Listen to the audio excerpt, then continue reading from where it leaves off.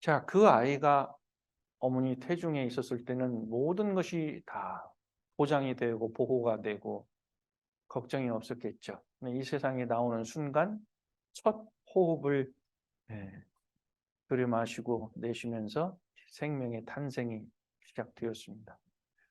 이 호흡에는 그 어린 아이와 같은 호흡을 태중호흡이라고 합니다. 근데 우리가 다 이렇게 성장해지고 가지고는 엄마 뱃속에 있는 것처럼 태중호흡은 하지 않잖아요. 독립된 이 하나의 개체가 되면서부터. 그런데 우리 인간의 생명의 근본은 호흡이라는 것이 태중호흡에 이르러야 완전한 우리 그 육신의 호흡이 되는 것이고, 그 태중호흡이 되어야 우리 영혼을 살려내는 그런 내용이 된다. 그래서 태중호흡법을 얘기합니다. 태중호흡을 간단히 말씀드리면 우리 온 몸으로 하는 것이 태중호흡입니다. 우리가 코로 숨을 쉬는 것 같죠? 입으로만 숨을 쉬는 것 같죠? 그런데 우리가 잘 한번 생각해 보면 피부 호흡이라는 걸 우리가 알 수 있죠? 피부 호흡도 있다라는 거예요. 그러니까 찰과상 아니 화상을 온몸에 입으면 피부 호흡을 못 하기 때문에 아주 생명의 위험이 있다라는 것이죠. 분명히 우리가 피부 호흡을 하고 있다라는 거예요. 그러면 이제 우리가 의식적이건 무의식적인 간에 호흡을 하게 되는데, 우리가 숨을 잘 쉬고 안 쉬느냐에 따라서 그 사람의 삶이 달라지는 것이고 우리들의 영혼이 달라진다는 것입니다. 우리 목숨은 어디에 달려 있어요? 하늘에 달렸어요. 하늘이 좌지우지해요, 우리 목숨을. 숨 한 번 쉬고 내쉬는 데 달려 있어요, 우리 목숨은. 그렇기 때문에 숨을 못 쉬게 꽉 목을 조르면 죽어요. 그렇죠? 숨을 못 쉬면 죽는단 말이에요. 그러니까 우리가 살아있다고 하는 것은 숨을 쉬고 있다는 것을 말하고, 숨을 쉼으로 인해서 오장육부가 돌아가고 있는 겁니다. 그러니까 숨이 멈춰지면 오장육부, 폐 기능, 심장 기능이 멈춰줌으로 인해서 육체적인 사망에 이릅니다. 그래서 의사들이 진단하는 것은 육체적인 모든 활동이 정지가 되었을 때 사망 선고를 하게 됩니다. 그런데 숨은 끊어졌는데 마치 살아있는 듯한 그런 의식이 있는 그 경우를 볼 때가 있는데, 그때는 의식은 있고 육체는 죽었다는 그런 판정을 내립니다. 우리가 숨을 한번 쉬고 못 쉬는 것에 대한 내 몸의 전체가 관계가 있다는 거죠.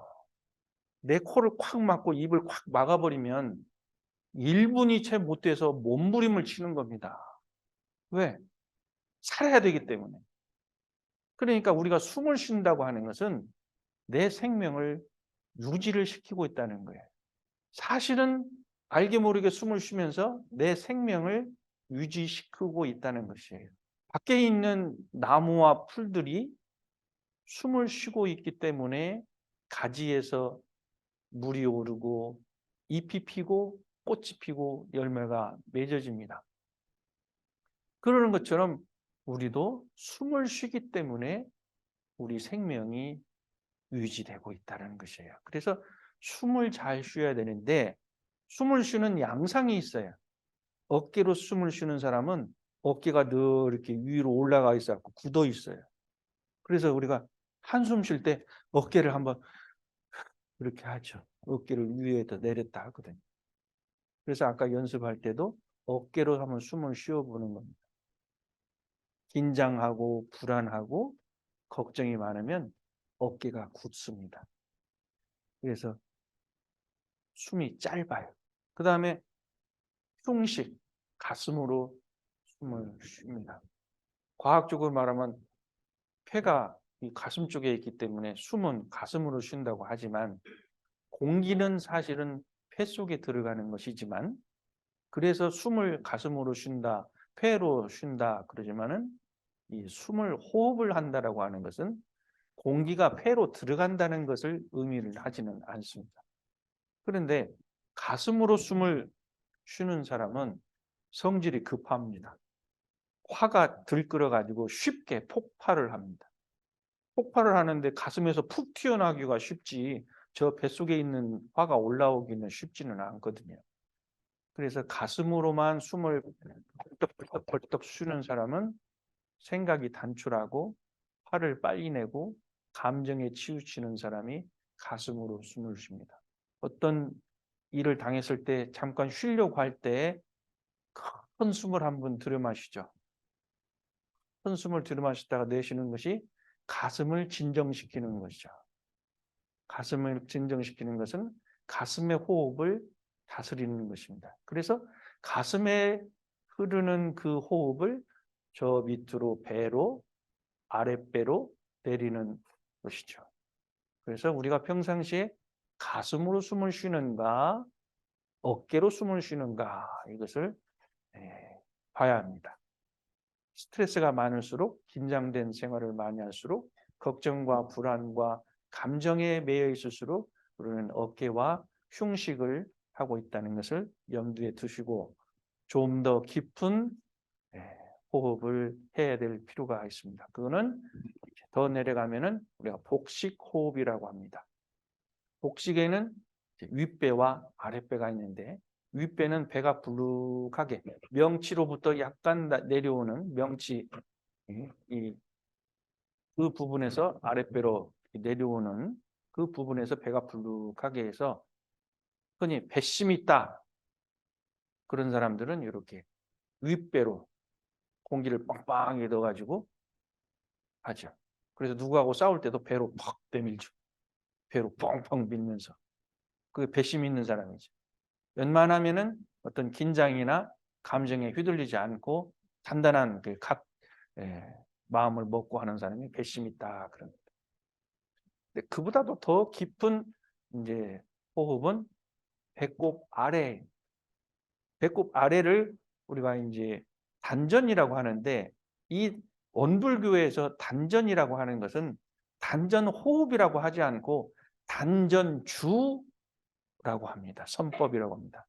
단전에 마음과 기운과 호흡을 주한다, 머무르게 한다, 도달하게 한다, 닿게 한다라고 하는 법이 단전주 선법입니다. 수태산 대종사님께서 많은 수행 고행을 하신 끝에 내놓으시고 우리들에게 가르쳐 주신 원불교의 호흡법은 단전주 호흡, 단전주 선법입니다. 그러니까 우리 몸의 기운, 호흡, 의식을 자꾸 배꼽 아래 단전에다가 두는 겁니다. 그래서 단전주 선법이 됩니다. 이 단전주 선법이 되게 하기 위해서는 두 가지 자세가 필요합니다. 하나는 요골수립입니다. 허리뼈를 반드시 세운다. 허리를 반드시 세운다입니다. 요골.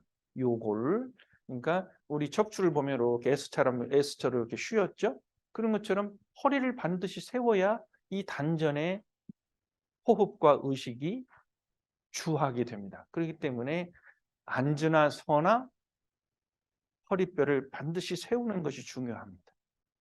허리를 약간 들어가게끔 하는 그런 자세를 되고 있어야만 우리가 호흡이 더 단전까지 도달하게 된다는 것입니다. 두 번째는 긴찰곡도라고 하는 말이 있습니다. 항문을 약간 조여 올립니다. 항문에다 힘을 주고 약간 끌어올리는 듯한 느낌으로 하면은 밑에 이렇게 기운이 닿는 부분이 있습니다. 허리를 세우고 항문을 조이면서 약간 끌어당기면은 아랫배 속에서 닿는 부분이 있습니다. 기운이. 그래서 내가 숨을 들여 마실 때 항문을 조여주면서 숨을 들여 마시고 내쉬는 상태.